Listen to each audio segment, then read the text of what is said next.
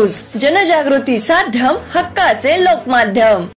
गांधी तीर्थ, निसर्गाच्या सानिध्यात महात्मा गांधींच्या जीवनावरील जगातील पहिले मल्टीमीडिया म्युझियम। आजच भेट द्या गांधी तीर्थ, जैन हिल्स, जळगाव। अधिक माहितीसाठी www.gandhifoundation.net वर विजिट करा।